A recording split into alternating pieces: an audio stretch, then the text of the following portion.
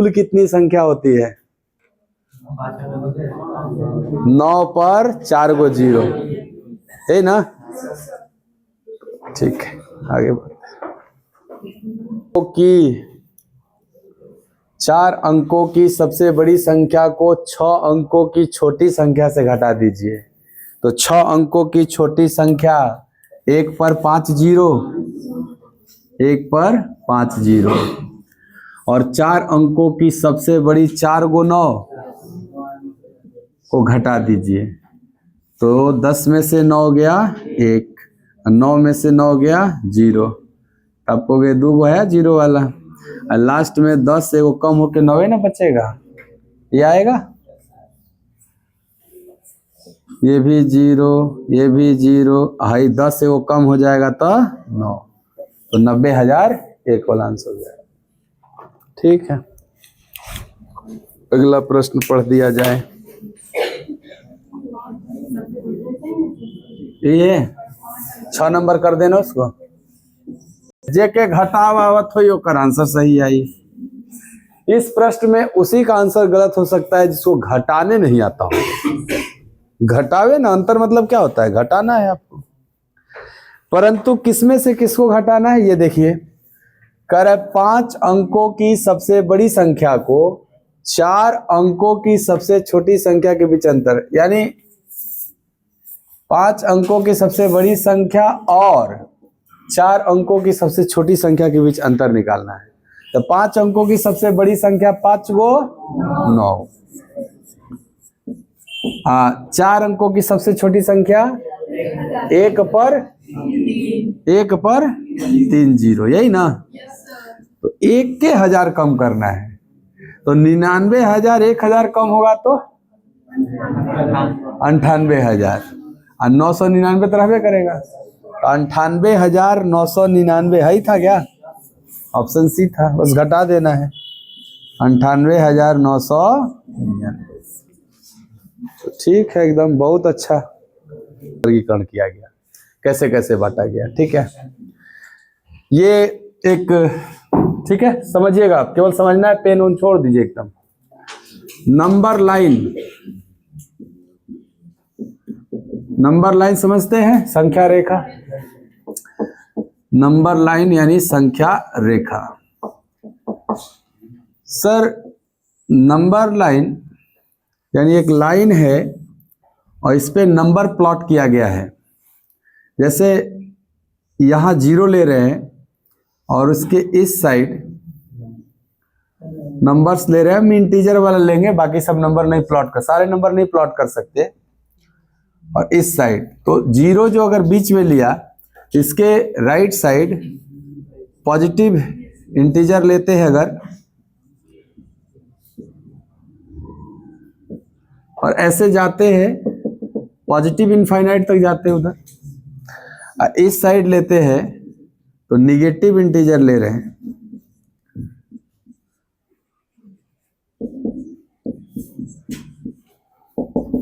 Minus infinite तक। तो ये है आपका क्या, नंबर लाइन, नंबर लाइन। यानी कि नंबर लाइन पे जो नंबर हम प्लॉट कर सकते हैं उन नंबरों को हम रियल नंबर कहते हैं, और यहीं से शुरू होगा क्लासिफिकेशन। ये क्या है आपका नंबर लाइन। इस लाइन पर जो नंबर आप प्रदर्शित कर सकते हैं वही नंबर क्या कहलाएगा, वास्तविक संख्या। तो यहीं से अब नंबर सिस्टम शुरू होगा। हालांकि अभी नंबर हम पढ़ रहे हैं कि नंबर को हम बांट रहे हैं पहले, संख्या को हम बांट रहे हैं पहले किस में, sir real number, real number classified कर रहे हैं, वर्गीकरण पढ़ रहे हैं। तो नंबर को हम बांट रहे हैं 2 पार्ट में, real number and imaginary number, imaginary number यानी वास्तविक संख्या, वास्तविक संख्या और काल्पनिक संख्या। हम लोगों के सिलेबस में काल्पनिक संख्या ये हम लोग को नहीं पढ़ना है, ये आप पढ़ के आ चुके हैं, अब नहीं पढ़ना है। ये सब अंडर रूट के अंदर निगेटिव नंबर सब क्या कहलाते हैं, काल्पनिक नंबर कहलाते हैं। अंडर रूट -1, अंडर रूट -2 है ना, अंडर रूट -3, ये सब जो होता है सब क्या है आपका काल्पनिक नंबर है। ठीक है, जैसे इस अंडर रूट -1 को आयोटा कहते हैं, आई बराबर क्या होता है अंडर रूट -1, तो आई स्क्वायर बराबर हमारा क्या होता था, -1 के बराबर। इसकी जरूरत अब आपको नहीं, ये आपके सिलेबस में नहीं। पढ़ना है किसको, रियल नंबर। तो वास्तविक संख्या कौन सी संख्याएं हैं वास्तविक संख्या? सर जिन संख्या को हम नंबर लाइन पे प्लॉट कर सकते हैं वो संख्या क्या है हमारी? जिन संख्या को हम नंबर लाइन पे प्लॉट कर सकते हैं वो हमारी संख्या कौन सी कहलाएगी? वास्तविक संख्या। समझ में आ रहा है बात? यही पढ़ना है आपको नंबर सिस्टम। यानी आप इसको परिभाषित कैसे करेंगे रियल नंबर को, कि जिस संख्या को, देख रहे हो सब संख्या है ना, जिस संख्या को संख्या रेखा पर प्रदर्शित कर सकते हैं वो कौन सी संख्या कहलाएगी? वास्तविक संख्या। यहाँ पे मैं लिख दे रहा हूं कि जिस संख्या को नंबर या संख्या रेखा पर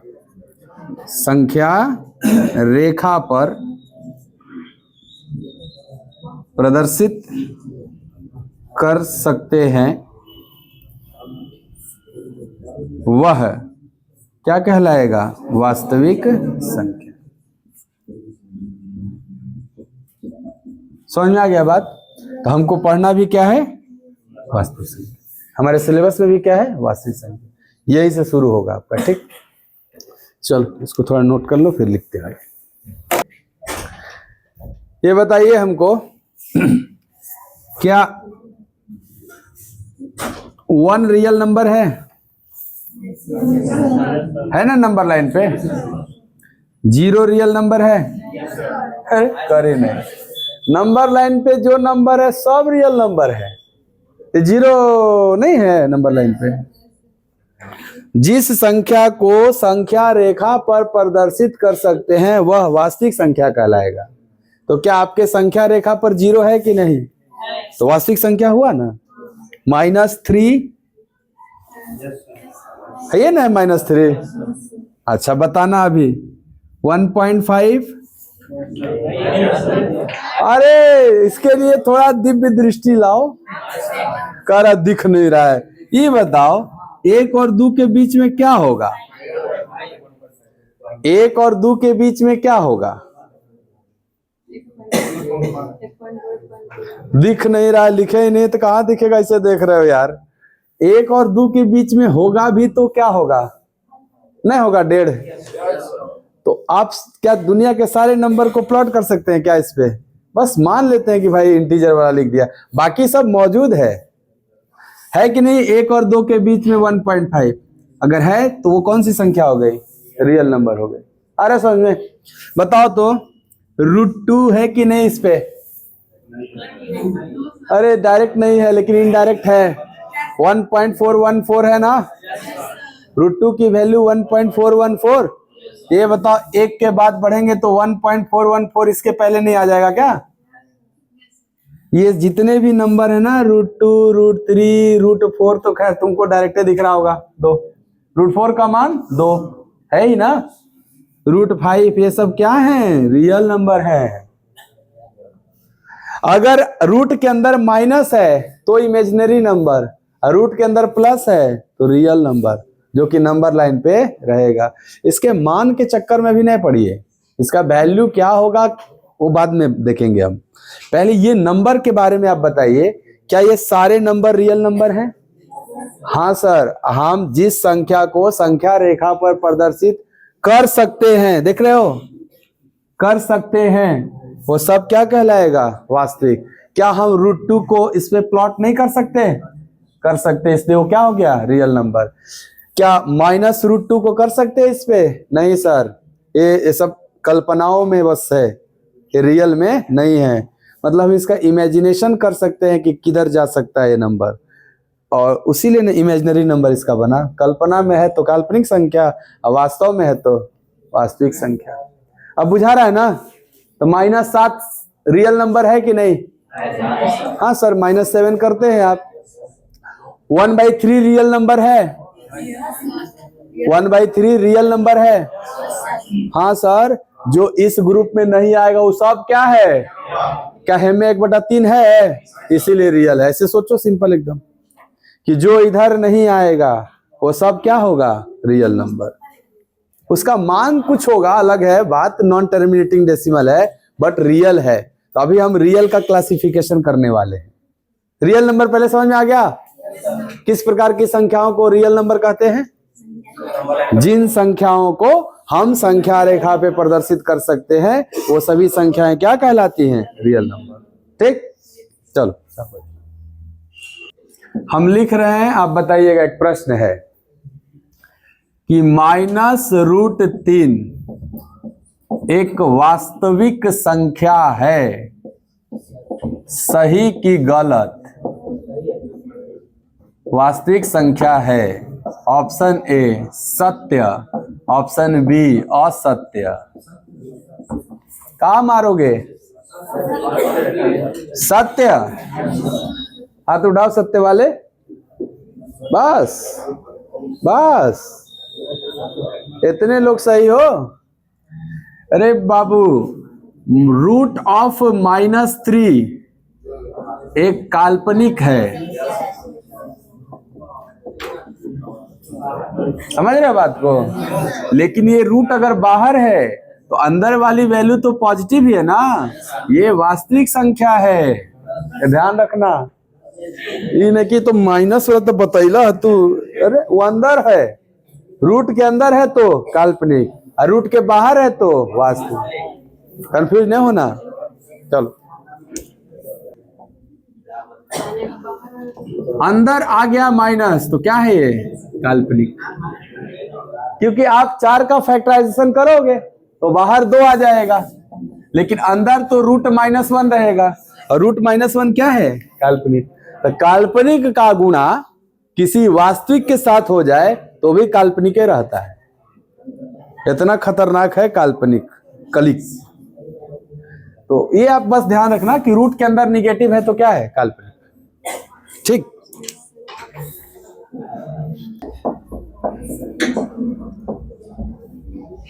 रियल नंबर यानी वास्तविक संख्या। जान तो गए कि किस प्रकार की संख्या को वास्तविक संख्या कहते हैं। जिस संख्या को हम संख्या रेखा पे प्रदर्शित कर सकते हैं वो क्या कहलाएगा? जैसे 1, 2, 3, -1, -2, -3, 0, √2, √3, √5, √6, -√2, -√3, -√4, ये सब चल रहा है ना वास्तविक में।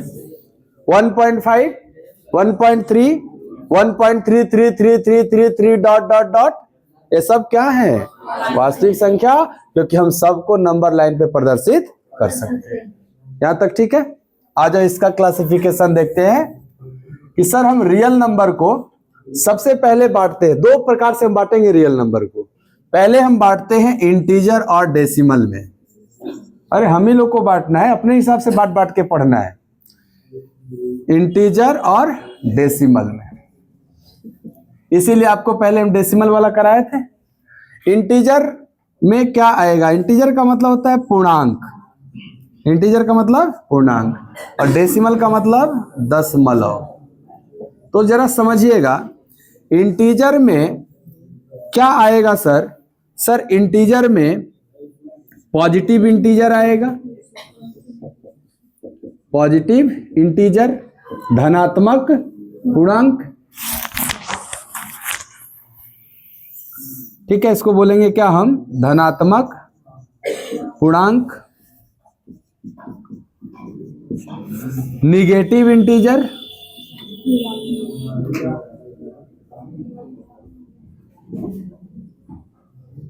ऋणात्मक पूर्णांक।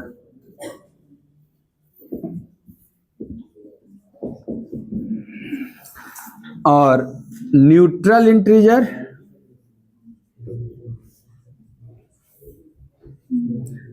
मतलब ना तो धनात्मक या उदासीन बोल सकते हैं आप इसको, ना तो धनात्मक ना ही ऋणात्मक। ठीक है सर, धनात्मक पूर्णांक क्या हुआ? 1, 2, 3, 4, 5 ... इनफाइनाइट तक। सर ऋणात्मक पूर्णांक क्या हुआ? -1, -2, -3, -4 ...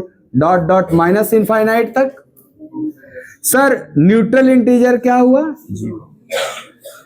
न्यूट्रल इंटीजर क्या हुआ? 0, यानी जो ना धनात्मक है ना ऋणात्मक।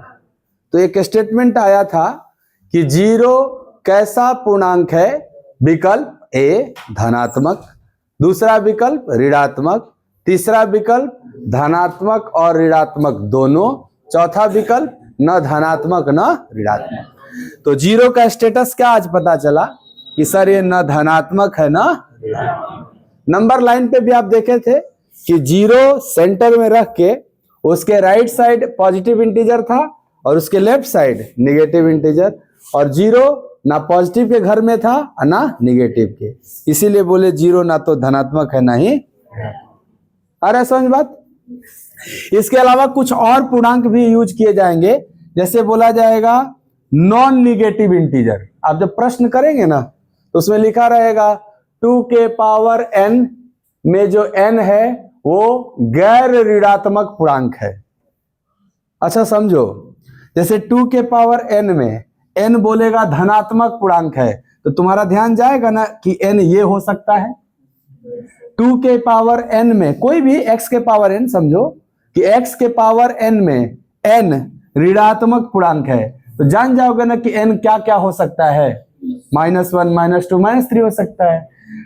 x के पावर n में n ना तो धनात्मक पूर्णांक है ना ऋणात्मक पूर्णांक है, यानी किधर ध्यान जाएगा आपका? 0 पे।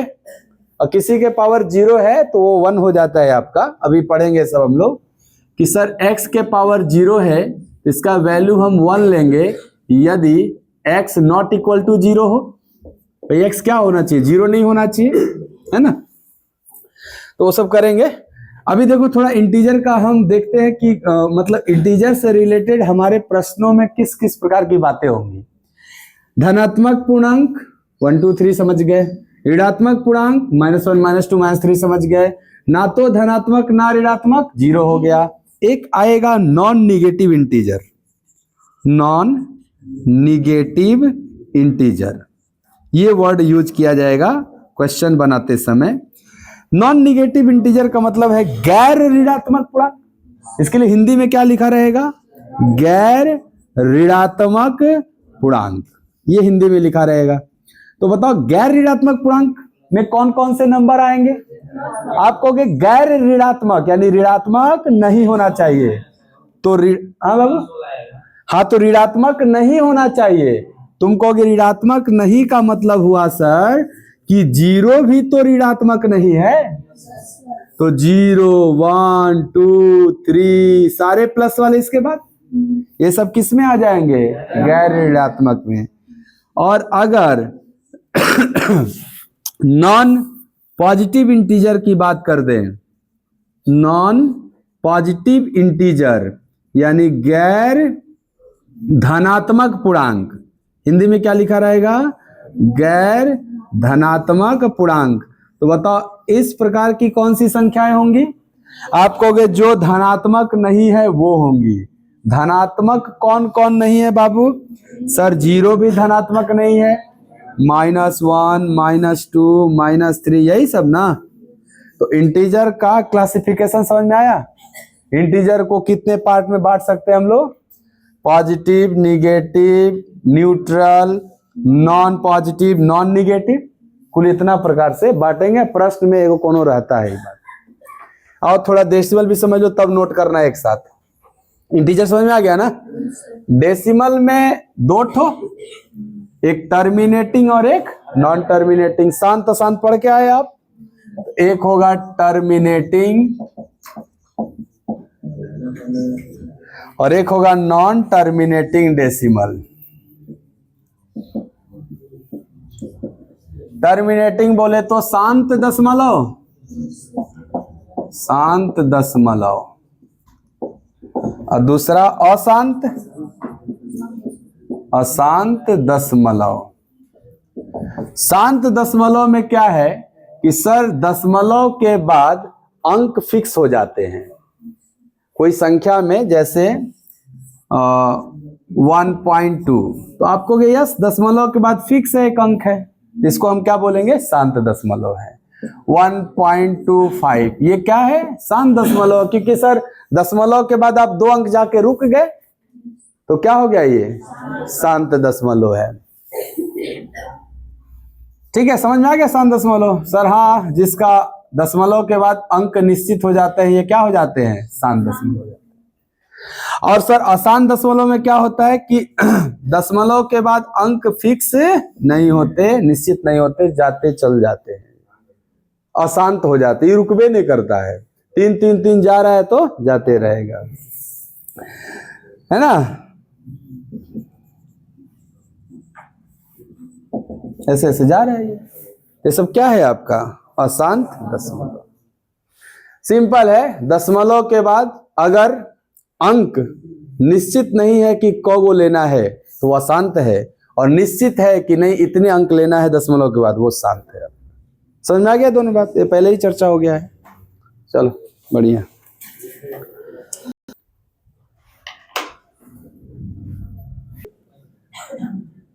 ये कुछ सवाल हैं। पहला है सबसे छोटी धनात्मक पूर्णांक। सर धनात्मक पूर्णांक जो है, पॉजिटिव इंटीजर की बात हुई है ना बाबू? क्या ये पॉजिटिव इंटीजर 1 से शुरू हुआ था? 1 2 3 4 ऐसे जा करके प्लस इनफाइनाइट तक। इसमें सबसे छोटा वही है ना जहां से शुरू हुआ, तो प्लस एक में प्लस छिपा रहता है, लिखने की जरूरत नहीं है। अगला कह रहा है ग्रेटेस्ट पॉजिटिव इंटीजर, यही ना पॉजिटिव इंटीजर है, इसमें सबसे बड़ा प्लस इनफाइनाइट दिख रहा है। सर अगर इनफाइनाइट है तो ठीक है, या फिर इसके लिए ऑप्शन ये भी आ सकता है कैन नॉट डिटरमिन। मान लो ऑप्शन में इनफाइनाइट नहीं दिया तो आपको ये जरूर देगा कैन नॉट डिटरमिन, इसका मतलब हुआ निर्धारित नहीं कर सकते। तू जितना बड़ सोचवा हम उससे एक कदम आगे, तो नहीं निर्धारित नहीं हो पाएगा। इसलिए ये भी याद रखिएगा, विकल्प में रहेगा कैन नॉट डिटरमिन, तो आपको कैन नॉट डिटरमिन टिक करना है। इसका अर्थ क्या हुआ, कैन नॉट डिटरमिन, निर्धारित नहीं कर सकते। यहां देखो list negative integer, negative integer sir minus infinite से -5 -4 -3 -2 -1 ना गया था निगेटिव इंटीजर। करा सबसे छोटा निर्धारित होगा, तो आंसर है कैन नॉट डिटरमिन या फिर माइनस इनफाइनाइट की तरफ। अरे समझ में, ग्रेटेस्ट निगेटिव इंटीजर सबसे बड़का क्या दिख रहा है, सबसे बड़का एक के बाद 0 ना आ जाता है तो -1। ये प्रश्न आया हुआ है कि सबसे बड़ी ऋणात्मक पूर्णांक कौन है, आंसर क्या है -1। कह रहे नीदर पॉजिटिव नॉर निगेटिव, ना धनात्मक हो ना ऋणात्मक हो, कौन सा पूर्णांक है सर, एकलौता है, कौन, 0। कितने ऐसे पूर्णांक हैं जो ना तो पॉजिटिव है ना निगेटिव है सर, एगो, कौन, 0। ये भी प्रश्न आया कि कितने ऐसे हैं, तो वहां एक कहना, सवाल नंबर 11 जगह नहीं था, यही लिखना था मुझे कि कितने ऐसे पूर्णांक हैं जो ना तो धनात्मक है ना ही ऋणात्मक। ऑप्शन सुनो, ऑप्शन ए 0, ऑप्शन बी 1, क्या मारोगे, गुड। जब पूछेगा कितने तो 1, पूछेगा कौन तो 0। ये देखना क्या पूछ रहा है वो। कह रहा है list non negative integer, non negative मतलब इसको 0 से लेके सारे पॉजिटिव वाले चाहिए, ऐसे चाहिए इसको। इसमें लिस्ट कौन हुआ बाबू, सबसे छोटा कौन हुआ, 0, इसका आंसर है 0। यहां कर लिस्ट नॉन पॉजिटिव, पॉजिटिव नहीं चाहिए, तो आप कहोगे सर 0 से शुरू करेंगे निगेटिव वाला सब, ऐसे माइनस इनफाइनाइट तक जाओगे ना, तो इस सेट में सबसे छोटा तुमको क्या दिख रहा है, ये सेट ऑफ नंबर दिख रहा है आपको, 0 -1 -2 -3 माइनस इनफाइनाइट तक, इसमें सबसे छोटा कौन है सर, निगेटिव में जितनी बड़ी वैल्यू होती है उसी को छोटा कहा जाता है। तो 1 2 3 4 5 में सबसे बड़ा इनफाइनाइट ना, तो निगेटिव में वही छोटा होगा। इसका उत्तर है कैन नॉट डिटरमिन, हम निर्धारित नहीं कर सकते, या माइनस इनफाइनाइट।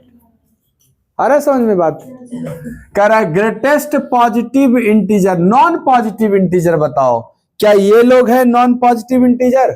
यही है ना नॉन पॉजिटिव। इसमें सबसे बड़ा बताओ, ये बताओ, ये तो सबसे छोटा है, ऐसे ऐसे आएंगे तो सबसे बड़ा इधर की ओर आएंगे, तो -1 निगेटिव में सबसे बड़ा है, और इसके इधर आएंगे तो क्या -1 और 0 में बताओ, -1 और 0 में बताओ कौन बड़ा है?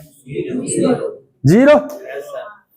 अच्छा छोड़ो, -2 और -1 में कौन बड़ा है? -1। तो ये दिखा भी रहा है ना डायरेक्शन, तो उधर जा रहे हैं तो बड़ा होते जा रहे हैं। तो अब बताओ -1 और 0 में कौन बड़ा हुआ? तो सबसे बड़ा कौन हुआ? 0। इसका आंसर क्या है? 0।